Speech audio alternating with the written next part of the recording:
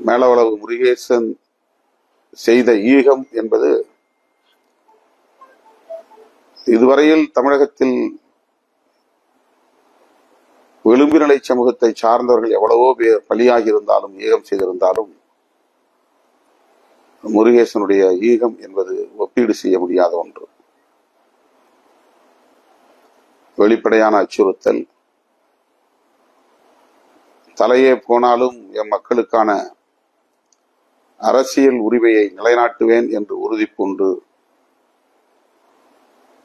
தமிழுக்கு தலை கொடுத்தான் குமணன் என்பதைப் போல அரசியல் உரிமைகளுக்கு தலை கொடுத்தான் மேலவளவு முருகேசன் என்கிற ஒரு மாபெரும் ஈகத்தை செய்த மாமனிதன் மேலவளவு முருகேசன். அந்த நாளில் நாம் அங்கே கூடுவதும் இந்த போராளிகளுக்கு வீர வணக்கம் செலுத்துவதும் நம்முடைய அரசியல் கடமைகளுள் ஒன்று, சமூக கடமைகளுள் ஒன்று. எனவே எனது அருமை தோழர்களே, என் உயிரின் உயிரான விடுதலை சிறுத்தைகளே, ஜூன் 30 காலை 10 மணி அளவில் மேலவளவில் சந்திப்போம். அந்த மாவீரர்களுக்கு நாம் வீர வணக்கம் செலுத்துவோம். உங்களிடம் நான் எதிர்பார்ப்பது கட்டுப்பாடு என்பதுதான். இது போன்ற வீர வணக்க நிகழ்வுகளுக்கு வரக்கூடிய தோழர்கள் யாரும் போதைப் பொருள்களுக்கு ஆளாகாதவர்களாக இருக்க வேண்டும். அப்படிப்பட்ட தோழர்களை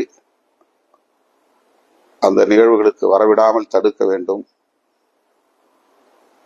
பொதுமக்களுக்கு இடையூறு இல்லாத வகையில் நாம் அந்த நினைவிடத்திற்கு சென்று அஞ்சலி செலுத்தி வீர வணக்கம் செலுத்தி பாதுகாப்பாக திரும்ப வேண்டும். விபத்து நேருவதற்கு இடம் கொடுத்து விடக்கூடாது. சாதி வெறியர்களுக்கு, மத வெறியர்களுக்கு வாய்ப்பை ஏற்படுத்தி தந்துவிடக்கூடாது. காவல்துறையின் பாதுகாப்புக்கு நாம் மேலும் ஒத்துழைக்க வேண்டும். அவர்களுக்கு ஒத்துழைப்பது மூலம் மக்களின் பாதுகாப்பை உறுதிப்படுத்த வேண்டும். எனவே இருசக்கர வண்டிகளில் வர வேண்டாம். வேன் போன்ற வண்டிகளில் பாதுகாப்பாக வர வேண்டும். வண்டிகளின் மேற்கூரைகளில் அமர வேண்டாம். உள்ளேயே அமர்ந்து வர வேண்டும். இது போன்ற நிகழ்வுகளுக்கு செல்லுகிற போது கூச்சல் எழுப்பக்கூடாது. பொதுமக்களின்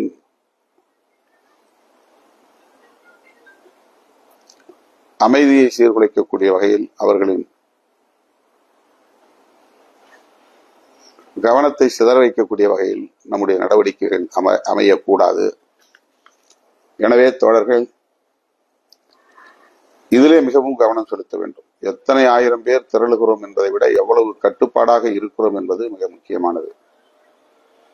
எந்த அளவுக்கு கட்டுப்பாட்டை நாம் கடைபிடிக்கிறோமோ அந்த அளவுக்கு நாம் நிதானமாக பயணிக்க முடியும், நீண்ட தூரம் பயணிக்க முடியும், பாதுகாப்பாக பயணிக்க முடியும். நம்முடைய அரசியலையும் வெகுவாக மக்களிடத்தில் கொண்டு போய் சேர்க்க முடியும். இந்த நிகழ்வில் தமிழகம் தழுவிய அளவில் நமது கட்சியை சார்ந்த தொண்டர் அணியை சார்ந்த தோழர்கள், தன்னார்வ தொண்டர்கள், volunteers, black and black uniform, கருப்பு சீருடை அணிந்து வருவார்கள். அவர்கள் ஒழுங்குபடுத்துவார்கள். ஆங்காங்கே காவல்துறையினரோடு முக்கியமான இடங்களில் நின்று ஒழுங்குபடுத்துவார்கள். அதற்கு தோழர்கள் ஒத்துழைப்பு நல்க வேண்டும். பொதுமக்களுக்கு எரிச்சலூட்டக்கூடிய வகையில் எந்த முழக்கங்களையும் எழுப்பக்கூடாது. வீர வணக்க முழக்கத்தை தவிர வேற எந்த முழக்கமும் எழுப்பக்கூடாது. அதுவும் நினைவிடத்திலே மட்டும் எழுப்ப வேண்டும், பயணங்களில் எழுப்பக்கூடாது. எவ்வளவு ஆர்வம் இருந்தாலும் கூட அந்த ஆர்வத்தை முறைப்படுத்துவதுதான் அரசியல். எவ்வளவு வேகம் இருந்தாலும் கூட வேகத்தில் நிதானம் காட்டுவதுதான் நீண்ட பயணத்திற்கு ஏதுவாக அமையும். எனவே மதுரை மற்றும் மதுரையை சுற்றியுள்ள மாவட்டங்களில் இருந்து வரக்கூடிய முன்னணி தோழர்கள் இவற்றையெல்லாம் கவனத்திலே கொண்டு, கருத்திலே கொண்டு, தான் மட்டும் கட்டுப்பாடாக இருந்தால் போதாது, நம்மோடு வரக்கூடிய அனைவரும் கட்டுப்பாடாக இருக்க வேண்டும் என்கிற பொறுப்புணர்வோடு,